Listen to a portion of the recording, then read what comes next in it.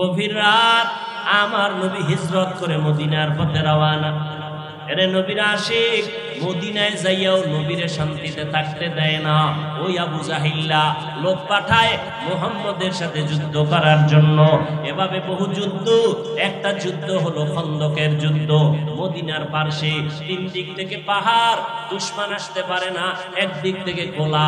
নবী গর্ত খনন করলেন, সাহাবায়ে কেরামদের বললেন গর্ত খনন যদি করি নিরাপত্তার জন্য, দুশমন আমাদের ডাইরেক্ট আইসা হামলা করতে পারবে না, চলো আমরা গর্ত খনন করি।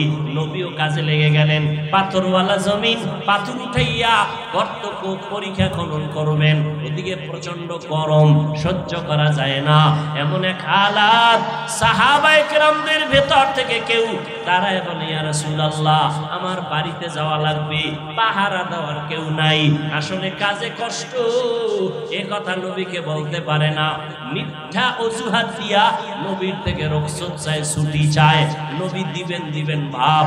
জিবরাইল আমিন এসে হাজির। ইয়া রাসূলুল্লাহ এদের অন্তরের মধ্যে নেফাকি, এরা আসলে নাম দেয় মুসলমান, আসলে এরা মুনাফিক। জানায় দেন। আল্লাহ আয়াত নিয়ে পাঠায় দিলেন, লাকাদ কানা লাকুম ফি রাসূলিল্লাহি উসওয়াতুন হাসানা।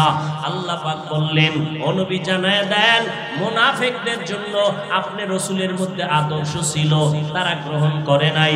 মুমিনদের বলে দেন আপনার মধ্যে তাদের জন্য আদর্শ আছে, থাকবে কিয়ামত পর্যন্ত।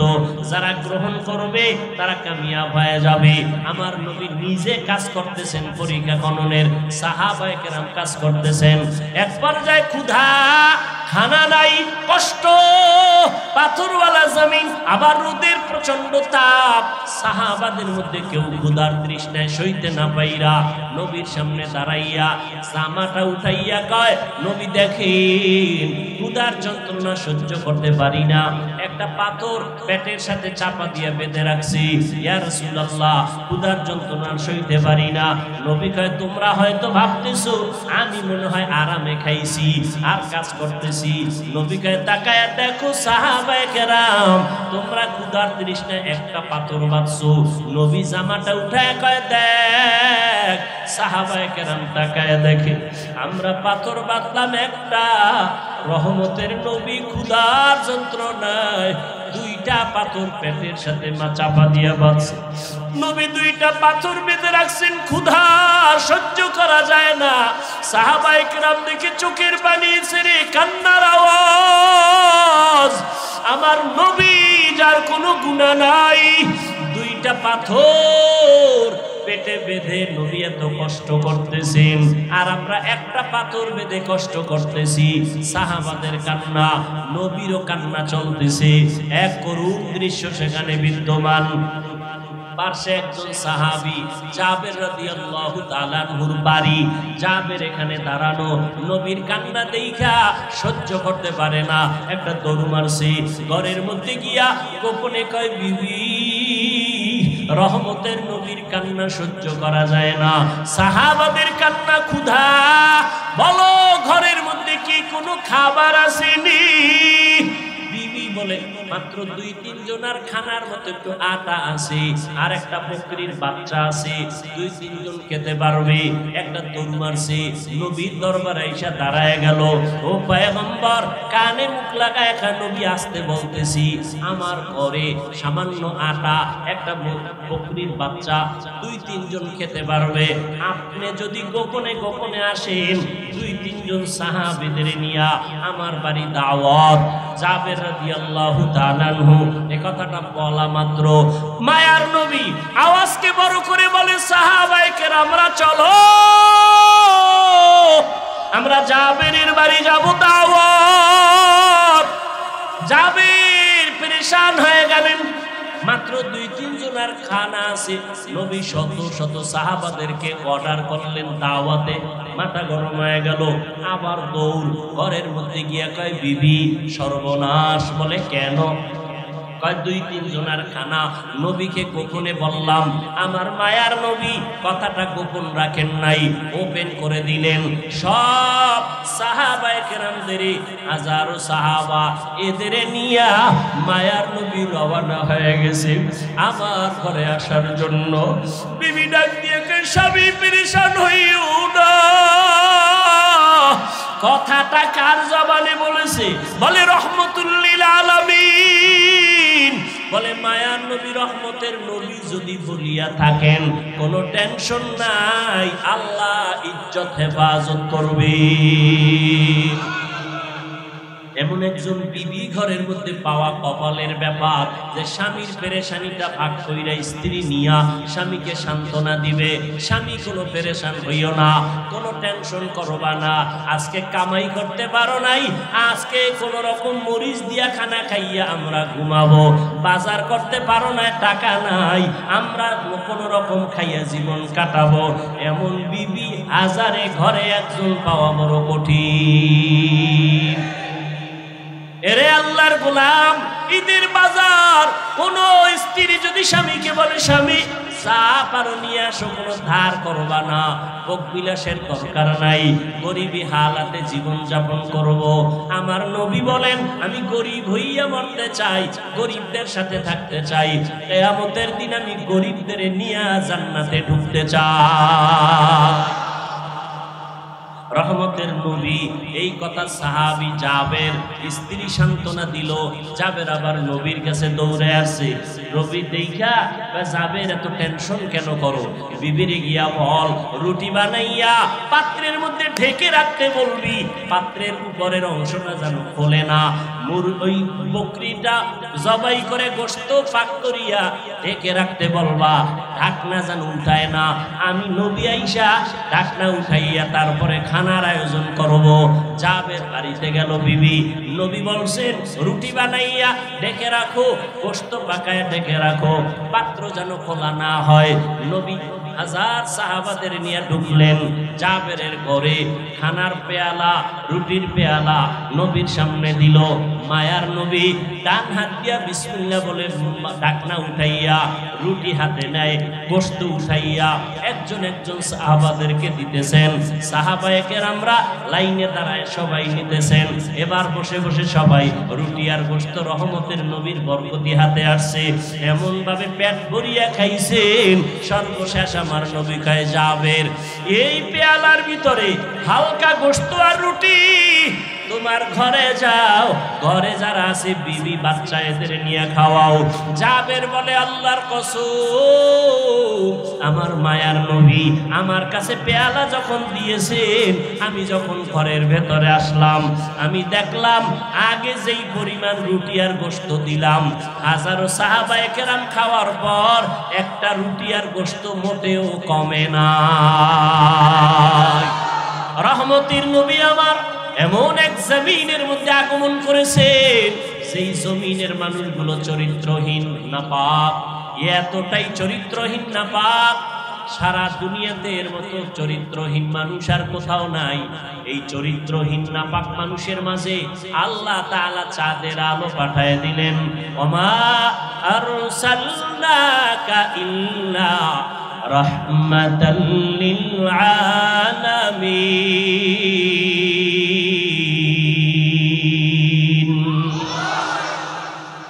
জগৎ সমূহের জন্য রহমত আমার নবী।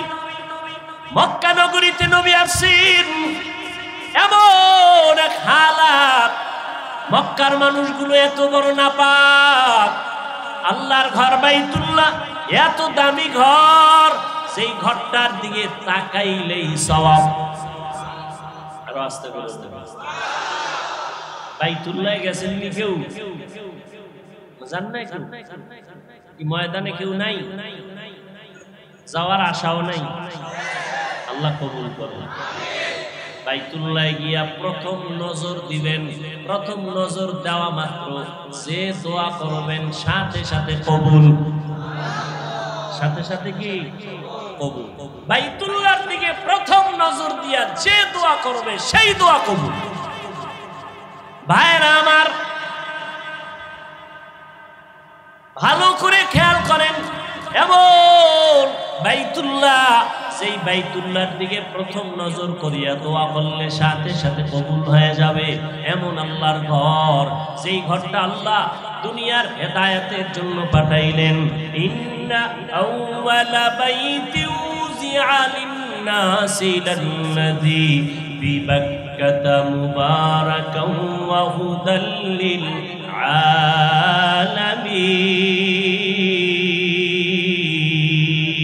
আলামিন। আল্লাহ বলেন আমি জমিনটা বানাইয়া প্রথম একটা ঘর বানাইলাম বাইতুল্লাহ। সেই বাইতুল্লাহটা তো জগৎ সমূহের জন্য হেদায়াত, এমন একটা ঘর। সেই বাইতুল্লাহর দিকে তাকাইলে সওয়াব, সেই বাইতুল্লাহর দিকে ফিরিয়া আমরা সবাই সারা দুনিয়াবাসী 5 বেলার নামাজ আদায় করি বাইতুল্লাহর দিকে ফিরিয়া। এমন একটা পবিত্র ঘর, যেই ঘরটা জিয়ারত করে বের হইলে জীবনের সব গুনাহগুলো মাফ হয়ে যায়। এই বাইতুল্লাহর মধ্যে 360টা মূর্তি ঢুকানো। এরপরে নারী পুরুষরা উলঙ্গ হইয়া বাইতুল্লাহ তাওয়াফ করে। এতটাই খারাপ মক্কার মানুষ, সেখানে আসলেন চাঁদের আলো রাহমাতুল লিল ইমামুল আউয়ালিন আল আখিরিন বাহরে সাদকা রাহমাতাল লিল আলামিন সাইয়্যিদুল কাউনাইন খাতমুল মুরসালিন আখির আমদ বুদে ফখরুল আউয়ালিন রাহমাতুল লিল আলামিন। এমন এক সময় আছেন যেই সময় মক্কার মানুষগুলো বড় খারাপ চরিত্র নিয়ে চলে। নারী আর পুরুষ উলঙ্গ হয়ে বাইতুল্লাহ তাওয়াফ করে। কন্যা সন্তান আসলেই বাবা গলা টিপে মেরে ফেলে। নারীদের পছন্দ করে না, বিধবাদের পছন্দ করে না, কন্যা সন্তান পছন্দ করে না।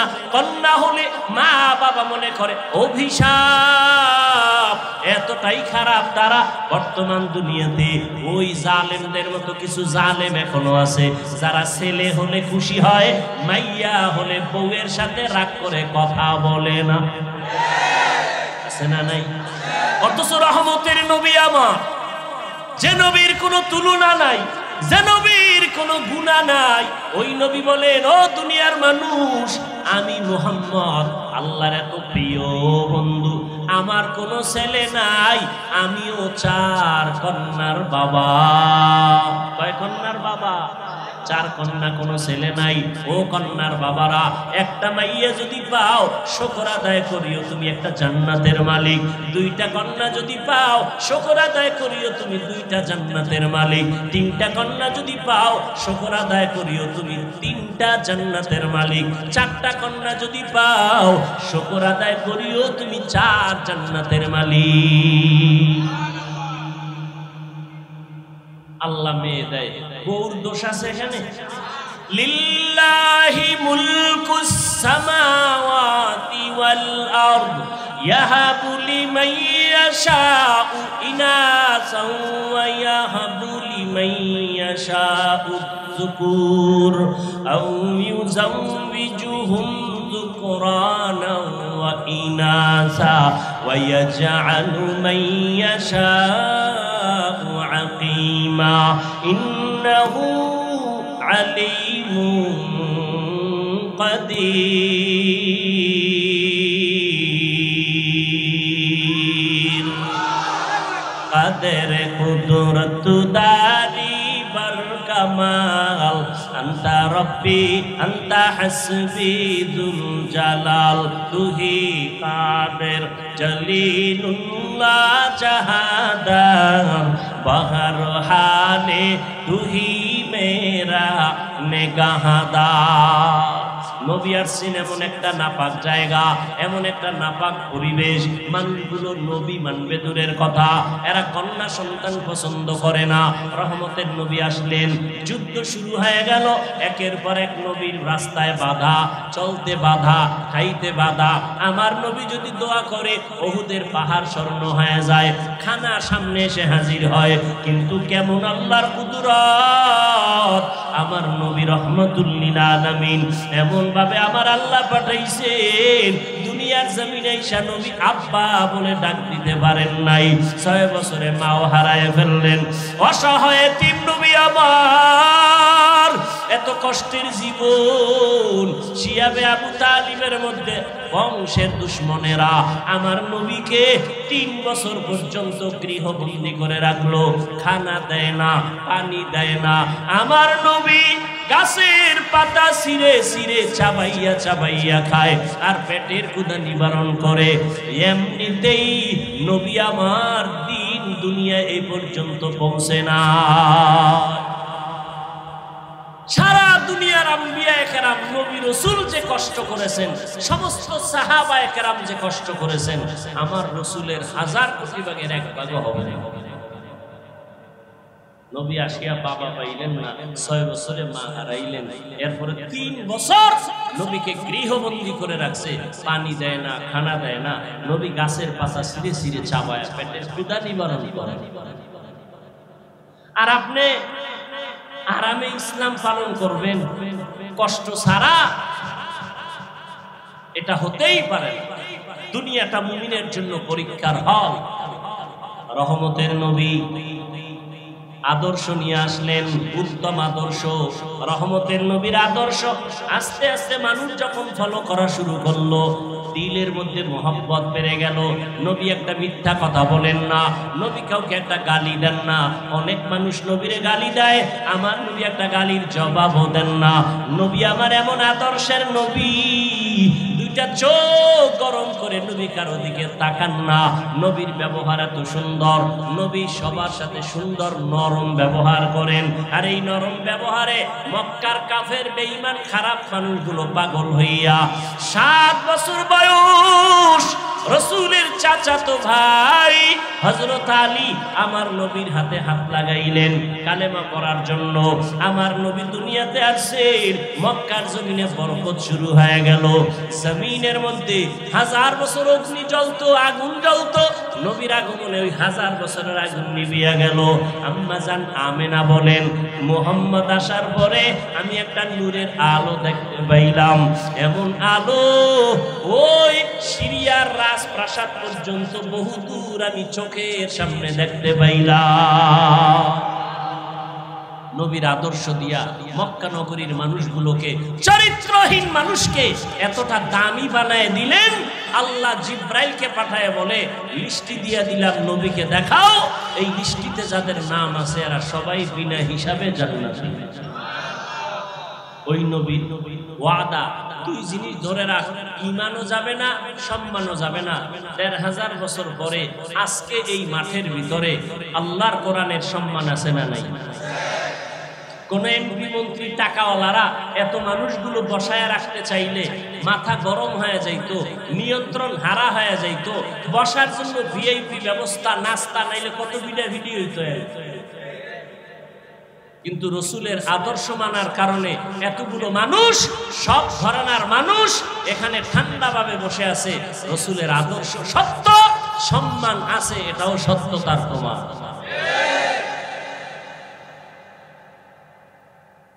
দুনিয়ার থেকে টাকা দিয়ে সম্মান কিনেছে, টাকা শেষ, সম্মানও কি শেষ। মেয়াদ নিয়ে সম্মান নিছে 5 বছর, 10 বছর, 20 বছর, সম্মান শেষ, টাকা শেষ, মেয়াদ শেষ। কিন্তু কোরআন আর সুন্নাত যারা ধরে রাখবে এদের সম্মানের কোনো মেয়াদ নাই। আছে কোনো মেয়াদ? ওলামায়ে কেরামের চেয়ারের কোনো মেয়াদ আসেনি? কোনো মেয়াদ নেই। সম্মান, বেনামাজিও সম্মান করে, বিধর্মীরাও সম্মান করে। রাসূলের আদর্শের কারণে বর্তমান দুনিয়াতে চতুর্মুখী ষড়যন্ত্রের মাঝেও রাসূলের আদর্শ যারা মেনে চলে তাদের সম্মান এখনো আছে। আমরা চাকরি চাইও না, চাকরির জন্য কারো কাছে হাতও বিছাই না। আমাদেরকে ম্যাজিস্ট্রেট বানাও, ডিসি বানাও, এসপি বানাও, তাও বলি না। এমপি বানাও, মন্ত্রী বানাও, তাও বলি না। কেন বলবো? আল্লাহ যে সম্মান দিয়েছেন ওলামায়ে কেরামদেরকে, ওই চেয়ারওয়ালারা আলেমের পেছনে এসে বসে থাকে একটু দোয়ার জন্য। সম্মান কে দিয়েছেন? আলেমরা করোনায় অনেক মানুষ না খাইয়া অকাতরে জীবন দিয়েছে, কোন আলেম মরছে? আল্লাহ চোখের সামনে দেখায় দিলেন। রহমতের নবী আমার জীবনটা কঠিন তুফানের মাঝে চলছে। ঘরের ভেতরে দুশ্মন, ডানে বামে সামনে পেছনে দুশ্মন, এত বড় দুশ্মনী করলো জন্মভূমিতে আমার নবীকে থাকতে দিল না। গভীর রাত আমার নবী হিজরত করে মদিনার পথে রওয়ানা। এরে নবীর আশিক মদিনায় যাইয়াও নবীরে শান্তিতে থাকতে দেয় না। ওই আবু জাহিল্লা লোক পাঠায় মুহাম্মদের সাথে যুদ্ধ করার জন্য। এভাবে বহু যুদ্ধ, একটা যুদ্ধ হলো খন্দকের যুদ্ধ। মদিনার পার্শ্বে তিন দিক থেকে পাহাড়, দুশমন আসতে পারে না, একদিক থেকে খোলা। নবী গর্ত খনন করলেন, সাহাবায়ে কেরামদের বললেন গর্ত খনন যদি করি নিরাপত্তার জন্য, দুশমন আমাদের ডাইরেক্ট আইসা হামলা করতে পারবে না, চলো আমরা গর্ত খনন করি। নবীও কাজে লেগে গেলেন। পাথরওয়ালা জমিন, পাথর উঠাইয়া গর্ত পরীক্ষা খনন করবেন। ওদিকে প্রচন্ড গরম, সহ্য করা যায় না। এমন এক হালাত সাহাবায়ে কেরামদের ভেতর থেকে কেউ দাঁড়ায় বলে, ইয়া রাসূলুল্লাহ আমার বাড়িতে যাওয়া লাগবে, পাহারা দেওয়ার কেউ নাই, আসলে কাজে কষ্ট। এ কথা নবীকে বলতে পারে না। মিথ্যা অজুহাত দিয়া নবীর থেকে রুখসত চায়, ছুটি চায়। নবী দিবেন ভাব। জিবরাইল আমিন এসে হাজির। ইয়া রাসূলুল্লাহ এদের অন্তরের মধ্যে নেফাকি, এরা আসলে নাম দেয় মুসলমান, আসলে এরা মুনাফিক। আল্লাহ আয়াত নিয়ে পাঠায় দিলেন, লাকাদ কানা লাকুম ফি রাসূলিল্লাহি উসওয়াতুন হাসানাহ। আল্লাহ পাক বললেন, ও নবী জানায় দেন মুনাফিকদের জন্য আপনি রাসূলের মধ্যে আদর্শ ছিল, তারা গ্রহণ করে নাই। মুমিনদের বলে দেন আপনার মধ্যে তাদের জন্য আদর্শ আছে, থাকবে কিয়ামত পর্যন্ত। যারা গ্রহণ করবে তারা কামিয়াব হয়ে যাবে। আমার নবী নিজে কাজ করতেছেন পরীক্ষা খননের, সাহাবায়ে কেরাম কাজ করতেছেন। এক পর্যায়ে ক্ষুধা, খানা নাই, কষ্ট, পাথরওয়ালা জমিন, আবার রোদের প্রচন্ড তাপ। সাহাবাদের মধ্যে কেউ ক্ষুধার তৃষ্ণায় সইতে না পাইরা নবীর সামনে দাঁড়াইয়া জামাটা উঠাইয়া কয়, নবী দেখেন ক্ষুধার যন্ত্রণা সহ্য করতে পারি না, একটা পাথর পেটের সাথে চাপা দিয়ে বেঁধে রাখছি, ইয়া রাসূলুল্লাহ ক্ষুধার যন্ত্রণা সইতে পারি না। নবী কয়, তোমরা হয়তো ভাবতেছো আমি মনে হয় আরামে খাইছি আর কাজ করতেছি। নবী কয়, তাকায়া দেখো সাহাবায়ে কেরাম তোমরা ক্ষুধার তৃষ্ণায় একটা পাথর বাঁধছো।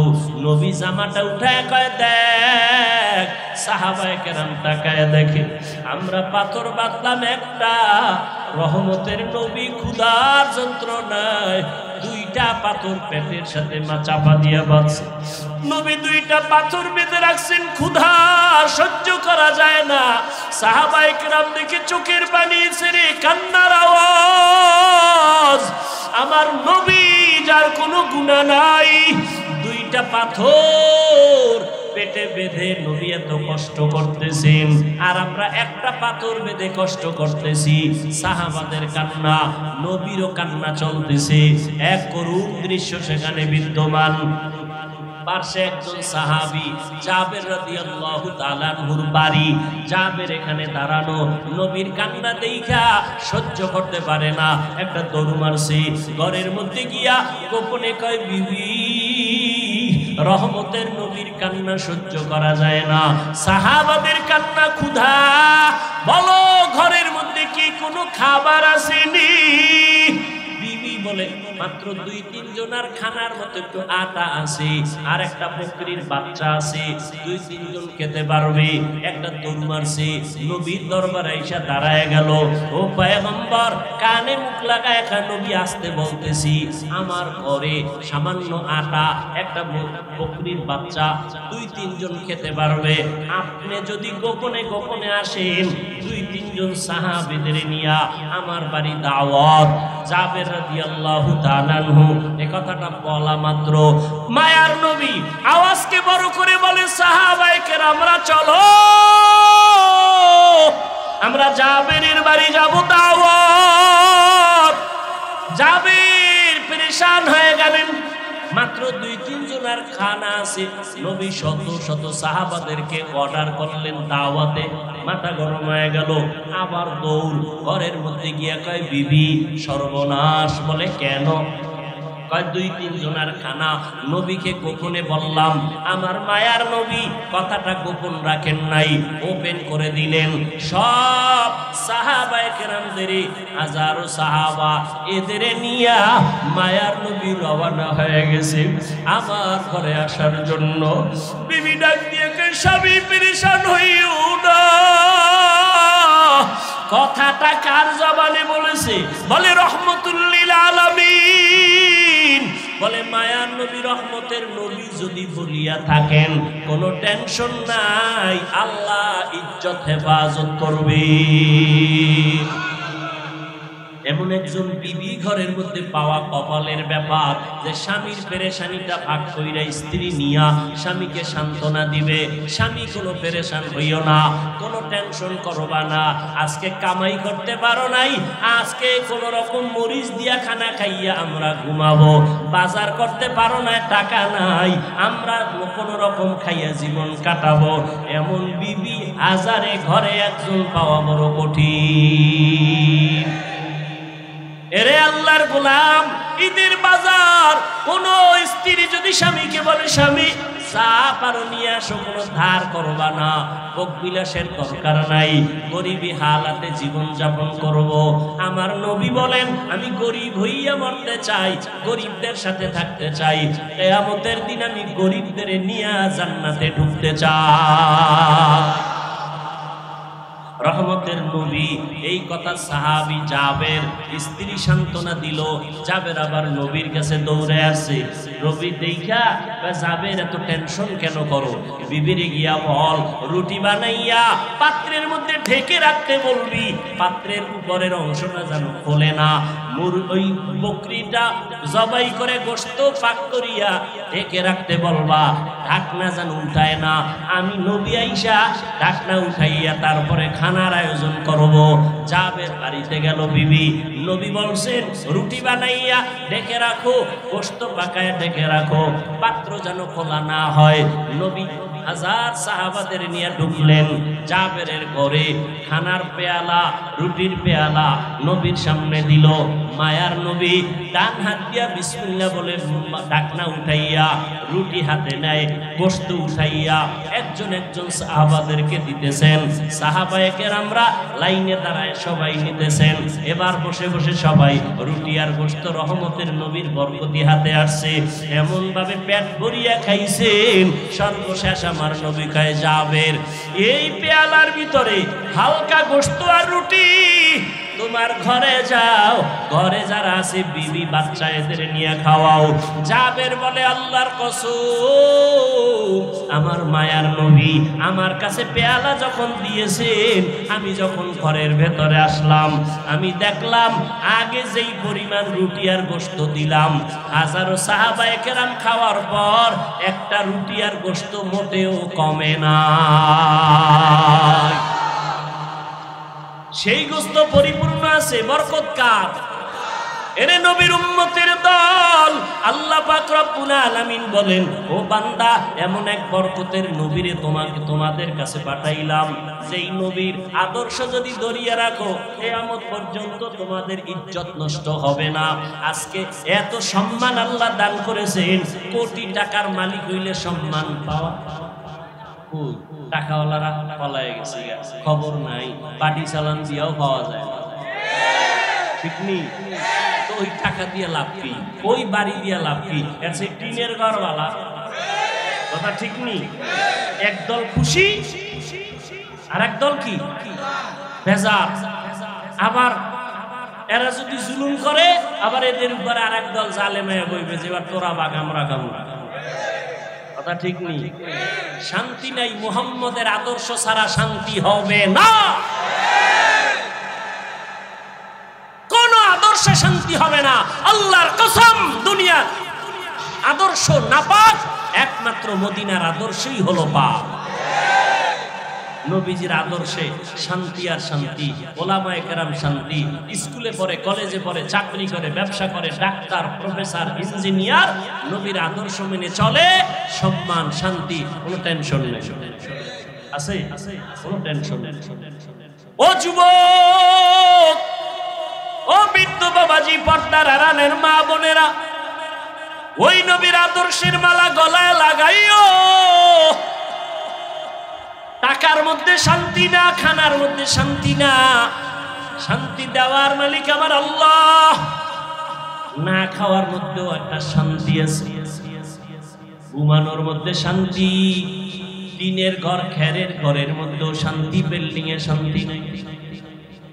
টাকার ভেতরে শান্তি নাই, যত টাকা বাড়ে তত অশান্তি বাড়ে, টাকা যত বাড়ে তত দুশ্মন বাড়ে, ডাকাত বাড়ে, মামলা আর হামলার ভয়। টাকা যত বাড়বে কিয়ামতের দিন জান্নাতে সবার শেষে যেতে হবে, কারণ টাকা কেমনে কামাইছো আর কেমনে খরচ করছো হিসাব না দিয়া জান্নাতে যেতে পারবা না। এই জন্য নবীজি বলেন, ও গরিব, ধনী লোকের 500 বছর আগে জান্নাতে যাইবা। ও আল্লাহর বান্দারা, ও যুবক, আমি কিন্তু এই কথা বলি না সবাই আমার মতো হুজুর হইয়া যাও, স্কুল কলেজ বাদ দিয়া দাও, কওমি মাদ্রাসায় আসো, তাবলীগে যাও, না হয় জাহান্নামে যাইবা। একবারও বলি না, বরং আমি আশ্বাস দিয়া যাই, ও যুবক, স্কুলে বড় বাধা নাই, কলেজে বড় বাধা নাই, চাকরি করো বাধা নাই, ডাক্তার হও বাধা নাই, ইঞ্জিনিয়ার হও বাধা নাই। আমার দেশে তুমি ইঞ্জিনিয়ার হবা, মুসলমানের গৌরব, মুসলমানের ছেলে ডাক্তার হও, মুসলমানের জন্য গৌরব, মুসলমানের সন্তান ইঞ্জিনিয়ার হও, মুসলমানের জন্য গৌরব। ও আল্লাহর বান্দা, তবে চরিত্রটা ঠিক রাইখা চলো, নিজে বিনয়ী হইয়া নবীর মহাব্বতে 5 বেলার নামাজ পড়ো, মা বাবার দোয়া নিয়ে চলো, আলেমদের পরামর্শ নিয়ে চলো। এইভাবে যদি চলতে পারো, ডাক্তার হইয়াও তোমার জীবন সফল। আর যদি নবীর আদর্শ না মানো, ডাক্তার হইয়াও কপালে জুতার বাড়ি। এত সুন্দর ডাক্তার, MBBS ডাক্তার, এরপরে নাম কত সুন্দর, কিন্তু দেশেও থাকতে পারে নাই নবীর বিরুদ্ধে, ইসলামের বিরুদ্ধে যাওয়ার কারণে। বাংলাদেশের মানুষ আর কোন দিন বুঝবি? বারবার দেখতেছো ইসলামের বিরুদ্ধে, কোরআনের বিরুদ্ধে, মাদ্রাসার বিরুদ্ধে, আলেমদের বিরুদ্ধে কথা বলে কেউ চেয়ারে বসে থাকতে পারে নাই। এরপরও যারা এই আলেমদের বিরুদ্ধে ষড়যন্ত্র করে, এদের মতো বোকা, এদের মতো নির্বোধ জাহেল আর এই জমিনে কেউ হতে পারে না। এরপর আলেমদের বিরুদ্ধে ষড়যন্ত্র, এরপর মাদ্রাসার বিরুদ্ধে ষড়যন্ত্র, এরপর কোরআনের মাহফিলের বিরুদ্ধে ষড়যন্ত্র। ভালো করে বারবার বারবার বাংলাদেশ পরিচয় লাভ করেছে ইসলামের বিপক্ষে অবস্থান নিয়ে, কোন টিকতে পারে নাই। ও দলীয় হইয়াও টিকতে পারবে, ওর দলের লোকেরা জুতা মারছে। কাউ কাউ ইসলামের বিরুদ্ধে কইলি কেন? হজের বিরুদ্ধে বললি কেন? বিসমিল্লাহর বিরুদ্ধে বললি কেন? কথা ঠিক না? এদেশের মানুষ ইসলামের প্রতি অনেক দুর্বল, কালেমার প্রতি দুর্বল, আলেমদের প্রতি দুর্বল। এই জন্য আবার কিছু মুনাফিকরা আলেমকে কাছে রাইখা নিজের স্বার্থ উদ্ধার করতে চায়। এই জন্য ওলামায়ে কেরামের খুব সতর্কতা অবলম্বন করে চলতে হবে, যে আমরা কারো ব্যানারে ব্যবহার হব না, বরং আমরা আল্লাহর গোলাম, রসুলের উম্মত হয়ে চলব। আমরা কোনো ব্যক্তির গোলামি করব? আল্লাহ যে সম্মান দিবেন, এরপর কি আর ডিসির চেয়ার লাগবে? ওইটার সম্মান বেশি না কোরআনের চেয়ারের সম্মান বেশি? তাহলে ডিসির পিছনে দৌড়াবো কেন? ওই চেয়ার আমারে দাও, আল্লাহ হেদায়েত দান করুন। এজন্য যুবকদের বলি, স্কুলে পড়ো, কলেজে পড়ো, ডাক্তার হও, আল্লাহর দোয়া করি, শুকর আদায় করি, তবে বেয়াদব হইও না। আলেমদেরকে মহব্বত করো, 5 ওয়াক্ত নামাজ পড়ো, মা বাবার দোয়া নিয়ে চলো। ডাক্তার হইয়াও তোমার জীবন সফল, মরিয়া গেলেও তুমি অমর। কবি নজরুলের ইতিহাস পড়ো, সুনাম করো। কবি নজরুল তোমার মতো সারা রাত মোবাইলে আকাম করলে কে নাম নিত? কে নাম নিত? এজন্য জীবনের সফলতার জন্য 2টা পুঁজি লাগবে, সুস্থতা আর সুন্দর চরিত্র। তোমার মতো যুবক তাকায়া দেখো, রাস্তায় গাড়ি চালায়, 5 বেলার নামাজ পড়ে, অভাব নাই। তোমার মতো যুবক সন্তান 5 বেলার নামাজ পড়ে, পুলিশ আর্মি বিডিআরের চাকরি করে, অভাব নাই। কোটি টাকার মালিক ব্যবসা করে, 1 বেলার নামাজও বাদ দেয় না। তুমি কেন পারবা না? তোমার মতো যুবক ময়দানে কৃষি কাজ করে, নামাজ ছাড়ে না, তুমি কেন পারো না? তোমার মতো যুবক নদীর মধ্যে মাছ ধরে, নামাজ পড়ে, তুমি কেন পারবা না? ও বৃদ্ধ বাবাজি, আপনার মতো কত বুড়া 5 ওয়াক্ত নামাজ মসজিদে গিয়া না আদায় করে, আপনি কেন পারবেন না? মাইকের আওয়াজ শ্রবণরতা আম্মা জান বোনেরা, আপনাদের মতো কত মা বোন পর্দা করে, মোবাইলে সময় নষ্ট করে না, নামাজ ছাড়ে না, স্বামীর খেদমত করে, মা বাবার দোয়া নিয়ে চলে, আপনারা কেন পারবেন না? এখনো সময় আছে রে বাবা। আজকে তুমি নামাজ পড়ো না, দাড়ি রাখো না, তোমাদের পেছনে হাজারো আলেমরা পাও ধরে ধরে বয়ান করে। জুমার দিন খতিব সাহেবরা বয়ান করে কত নরম ভাষায়, নামাজ পড়ার জন্য বলে, তুমি নামাজ পড়ো না। আলেম ওলামারা বয়ান করে, তারপরও তুমি আমল করো না, নামাজ পড়ো না। কারণটা কি রে বাবা? তুমি মনে মনে যুক্তি দাও, টুপি পরলে মাথা গরম। আরে আমার মাথাও তো গরম হয়, তারপরও কেন টুপি ফালাই না? তোমার থেকে মাথা আমার মোটেও নষ্ট হয় নাই। ও আল্লাহর বান্দা, দাড়ি রাখলে যৌবনের ভাব চলে যায়, এ কথা আমি বুঝি, তারপরও কেন দাড়ি ফালাইলাম না? লম্বা জামাটা পরলে শরীরটা গরম লাগে, তোমার থেকে কম বুঝি না, তারপরও কেন জামাটা ফালাই না? ও আল্লাহর বান্দারা, কত মানুষ আমাদের টুপিওয়ালা দাড়িওয়ালা বলে গালি দেয়, এরপরও কেন দাড়ি টুপি ফালাই না, নামাজ সারি না? এর একমাত্র কারণ আল্লাহর কোরআন সত্য, নবীর কথা সত্য না মিথ্যা? যুবকেরা বলো, কোরআন শরীফের মধ্যে জান্নাতের বয়ান আসেনি? কোরআন শরীফে জাহান্নামের বয়ান আসেনি? ওই বয়ানগুলো সত্য নেই? সত্য। কে জান্নাতে যাবে, কে জাহান্নামে যাবে, আল্লাহ তাও বয়ান করেছেন। ইন্নাল আবরারা লাফি নাঈম ওয়া ইন্নাল ফুজ্জারা লাফি জাহিম। নেক আমলওয়ালারা জান্নাতের প্রতীক, গুনাহ যারা করবে তারা জাহান্নামের প্রতীক। মা বাবার সাথে খারাপ ব্যবহার কবিরা গুনাহ, মিথ্যা বলা কবিরা গুনাহ, কারো হক নষ্ট করা কবিরা গুনাহ, কারো ইজ্জত নষ্ট করা কবিরা গুনাহ। যারা ফেসবুকে লেখিয়া কারো সম্মান নষ্ট করতেছো, তুমি কবিরা গুনাহ করতেছো। গালি দেওয়া কবিরা গুনাহ, চুরি করা কবিরা গুনাহ, ডাকাতি করা কবিরা গুনাহ, কাউকে হত্যা করা কবিরা গুনাহ। এই যে গুনাহ করতেছো, তওবা না করিয়ে যদি কবরে যাও, তোমার জাহান্নাম শুরু হয়ে যাবে। জান্নাতটা কেমন আরামের ঘর, তাও আল্লাহ বয়ান করেছেন। জাহান্নামটা কেমন ভয়ঙ্কর, তাও আল্লাহ কোরআনে বয়ান করেছেন। এগুলো যখন পড়িয়া আলেমের রাস্তায় চলে আসলাম, চিন্তা করে দেখলাম এই রাস্তায় চলতে গিয়া নবীরা কত কষ্ট করেছেন, তারপর নামাজ ছাড়ে নাই, দাড়ি কাটে নাই। আম্বিয়ায়ে কেরাম, সাহাবায়ে কেরাম কষ্ট করেছেন, কত মানুষ অত্যাচার করেছে, নামাজ ছাড়েন নাই, দাড়ি কাটেন নাই। আলেমরা কষ্ট করেছেন, তারপর নামাজ ছাড়ে নাই, দাড়ি কাটে নাই, বেপরদায় চলে নাই। অতএব চিন্তা ভাবনা করে দেখলাম দুনিয়ার সম্মান কিছুই না রে বাবা। চোখের সামনে কত যুবকের লাশ, আমার বয়সের কত ক্লাসের ছাত্র ভাইরা আজকে দুনিয়ায় নাই, কবরে চলে গেছে। আমার থেকে অল্প বয়সের কত সন্তান চলে গেল, আমার থেকে বেশি বয়সের কত মানুষ চলে গেল। ও আল্লাহর বান্দা, একদিন আমাকেও যেতে হবে, তোমাকেও যেতে হবে। ওই অন্ধকার কবরে যেদিন যাব, আমার গায়ের জামাটা প্লেট দিয়া কেটে রেখে দিবে, 3টা সাদা কাফনের প্যাকেট বানাইয়া। আল্লাহর কোরআন সত্য, নবীর কথা সত্য রে বাবা। আমার নবী যার কোনো গুনাহ নাই, ওই নবী পর্যন্ত জাহান্নামের আযাবের ভয়ে কান্না করেন। আম্মা জান আয়েশা রাদিয়াল্লাহু আনহা বলতেছেন, ও নবী আপনি কেন কাঁদেন? নবী বলেন, কিয়ামতের ময়দানে আমার উম্মতের কি হালাত হবে, এই ভয়ে কান্না করি। বলে কেমন হালাত হবে? বলে কিয়ামতের ময়দানে সূর্যের গরম, জাহান্নামের আগুনের গরম, নবীরা পর্যন্ত বেকারার হয়ে কান্নায় বিভোর হয়ে যাবেন। ঈসা নবী কান্না করবেন, হাসরের মাঠে মুসা নবী কান্না করবেন নিজেকে বাঁচাবার জন্য, ইব্রাহিম নবী কান্না করবেন, উম্মতেরা সুপারিশের জন্য যাবে। সব নবীরা কান্না করে উম্মতের তাড়ায় দিবে, মুসা নবীও তাড়ায় দিবে, ঈসা নবী তাড়ায় দিবে। আম্মা জানকে নবী বলেন, সর্বশেষ আমার উম্মতগুলো আমি মুহাম্মদের হাসরের ময়দানে তালাশ করবে।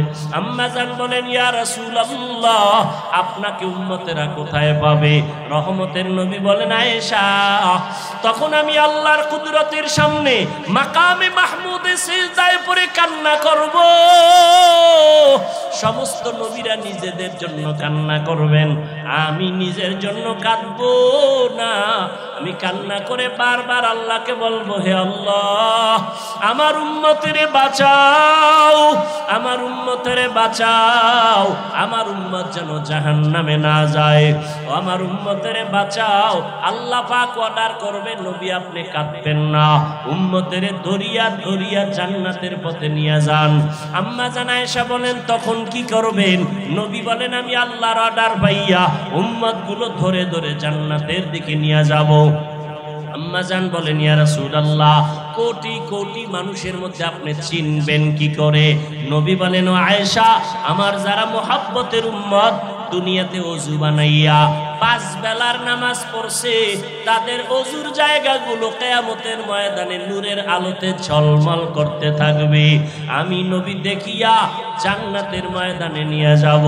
ও নবীর আশিকের দল, ওই কিয়ামতে যদি বেনামাজি হইয়া দাঁড়াও, বেপরদাওয়ালা হইয়া দাঁড়াও, নবী বলবেন, তুমি আমার উম্মত না।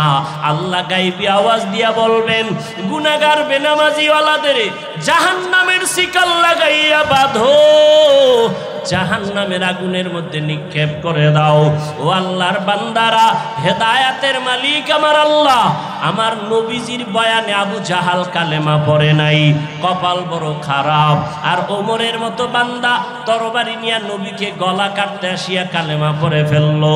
এই দুনিয়াতেও একদল মানুষ হাজারো বয়ান শুনিয়া কালেমা পড়বে না, বাইরে গিয়া সমালোচনা করবে, বিরোধিতা করবে। আর একদল আল্লাহর গোলাম গুনার কথা স্মরণ করে তওবা করবে, আর মনে মনে বলবে, হে মালিক, জীবনে কত নামাজ ছাড়লাম, বেপরদায় চললাম, গুনাহ করলাম, আজকে থেকে নামাজ ছাড়বো না, বেপরদায় চলবো না, দাড়ি কাটবো না, মা বাবারে কষ্ট দিব না, উলামায়ে কেরামের পরামর্শ নিয়া নবীর তরিকা মানিয়া চলবো। ও যুবক বাবারা, ও বৃদ্ধ বাবাজিরা, ও পর্দার আড়ালের মা বোনেরা, তওবা করার মতো যদি নিয়ত হয়, মনে মনে আল্লাহকে বলো, আল্লাহ আর নামাজ ছাড়বো না, গুনাহ করবো না।